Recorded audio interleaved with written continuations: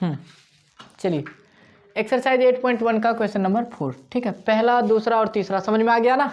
चलिए चौथा क्वेश्चन करते हैं। चौथे क्वेश्चन में आपको दिया गया है कि यदि 15 cot a बराबर 8, आपको क्या दिया हुआ है, आपको दिया है 15 cot a बराबर 8, ठीक है ना। 15 cot a बराबर 8 मतलब cot a बराबर कितना, ये 15 मल्टीप्लाई में उधर जा करके डिवाइड में 8/15, 8/15। cot a आपको कितना दे दिया, 8/15, ठीक है। और cot का फॉर्मूला हम लोग क्या जानते हैं, cot होता है आधार बटे लंब। cot क्या होता है, आधार बटे लंब होता है ना। cot होता है आधार बटे लंब, और आधार को हम लोग क्या लिखते हैं, b, और लंब को क्या लिखते हैं, p, ठीक है ना। आधार को हम लोग क्या लिखते हैं, b, और लंब को लिखते हैं p, ठीक है। cot दे दिया आपको 8/15। एक ट्रायंगल बनाइए, पहले आप एक त्रिभुज बनाइए, समकोण त्रिभुज, ठीक है। समकोण त्रिभुज में ये वाला कोण 90 डिग्री होता है, और 90 के सामने वाले को हम लोग क्या कहते हैं, कर्ण, ठीक है। और नीचे वाले को आप आधार कहते हैं, और इसको लंब बोल देते हैं, ठीक है। तो आपको आधार कितना दिया हुआ है, 8, आधार के जगह पर आप कितना लिखेंगे, 8, ठीक है।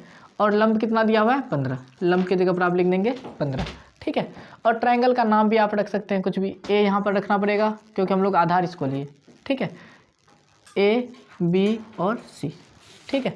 जब हम लोग इस त्रिभुज को देखते हैं कि ये एक समकोण त्रिभुज है, और इसमें 2 भुजा दिया हुआ है, लंब और आधार दिया हुआ है, और तीसरा भुजा नहीं दिया हुआ है, ठीक है। तो समकोण त्रिभुज में अगर आपको 2 भुजा पता हो और तीसरा निकालना हो, तो उसके लिए हम लोग पाइथागोरस प्रमेय का यूज करते हैं। किसका यूज करते हैं, पाइथागोरस प्रमेय का, पाइथागोरस प्रमेय से, ठीक है। और पाइथागोरस प्रमेय कहता है कि कर्ण का स्क्वायर जो होता है, कर्ण का स्क्वायर वो आधार के स्क्वायर प्लस लंब के स्क्वायर के बराबर होता है। कर्ण का स्क्वायर बराबर आधार स्क्वायर जोड़ लंब स्क्वायर, और कर्ण को हम लोग किससे डिनोट करेंगे, h से, तो ये हो गया h का स्क्वायर। आधार को b से करेंगे तो b का स्क्वायर, प्लस लंब को p से करेंगे तो p का स्क्वायर, ठीक है। आपको हिंदी और इंग्लिश थोड़ा थोड़ा दोनों आना चाहिए, ठीक है। h आपको दिया नहीं है, तो h तो आपको निकालना ही है, तो h square equal to b कितना दे दिया, आधार, देखिए आधार के जगह पर आप b लिखे हैं, तो आधार कितना दिया हुआ, 8, तो यहाँ पर लिख देंगे 8 का स्क्वायर, प्लस लंब कितना दे रखा है, 15, लंब p को बोलते हैं, ये दे दिया है 15, इसका स्क्वायर करेंगे, ठीक है। तो ये h स्क्वायर बराबर क्या आ जाएगा, 8 गुना 8 करेंगे तो 8 का स्क्वायर मतलब 8 गुना 8 64, ठीक है। और 15 गुना 15 करेंगे तो कितना आ जाएगा, 15 15 हाँ 225, 15 का स्क्वायर करेंगे मतलब 15 गुना 15, 15 15 कितना होता है 225, ठीक है। h स्क्वायर बराबर, फिर जब आप इन दोनों को जोड़ेंगे तो जोड़िए, 5 + 4 कितना, 9, 5 + 4 9, और 4 + 2 कितना, ये 6 + 2 8, यहाँ देखिए ये वाला 6 और ये वाला 2, 6 + 2 8, और इस वाले 2 को आप ऐसे रहने दीजिए, ठीक है। चलिए अब फिर हम लोग को h निकालना है, और यहाँ पर स्क्वायर लगा हुआ है। हम लोग क्या जानते हैं, अगर ये स्क्वायर यहाँ से इक्वल टू के उस तरफ जाए तो वो क्या बन जाएगा, रूट में, मतलब यहाँ से आप स्क्वायर हटाएंगे और दूसरी तरफ रूट लगाएंगे, ठीक है ना। आप क्या करेंगे, यहाँ से स्क्वायर हटाए और दूसरी तरफ रूट लगाए, h का वैल्यू आपको निकालना है, ठीक है। और इसके लिए अगर कोई नंबर रूट में आता है तो वो रूट के बाहर तभी आ सकता है जब उसका जोड़ा बन जाए, ठीक है। और जोड़ा बनाने के लिए आप क्या करते हैं, उसका एलसीएम निकालते हैं, तो आपको 289 का एलसीएम निकालना पड़ेगा, ठीक है। और आप चेक करते रहेंगे कि किस प्राइम नंबर में ये आता है। पहले आप 2 से डिवाइड करेंगे, 3 से, 5 से, 7, ठीक है, 11 13 17, किसी भी नंबर से आपको चेक करना है कि ये किसके टेबल में आता है, ठीक है।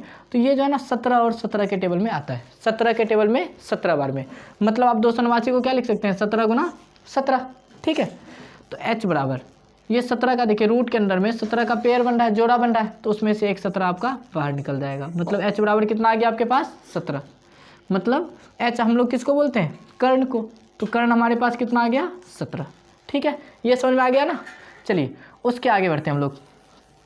आपके पास लंब है, आधार है और कर्ण है, तीनों आ गया, 15 8 और 7। आपको पूछा क्या गया है, साइन ए, आपको बताना है साइन ए का मान, ठीक है, और आपको बताना है सेक ए का मान, ठीक है। तो पहले तो आपको फॉर्मूला याद होना चाहिए। साइन ए का फॉर्मूला क्या होता है, लंब बटे कर्ण, साइन क्या होता है, लंब बटे कर्ण, और सेक क्या होता है, सेक होता है कॉस का उल्टा, कॉस का उल्टा मतलब कर्ण बटे आधार, कर्ण बटे आधार, ठीक है। साइन क्या होता है, लंब बटे कर्ण, और सेक क्या होता है, कर्ण बटे आधार, ठीक है।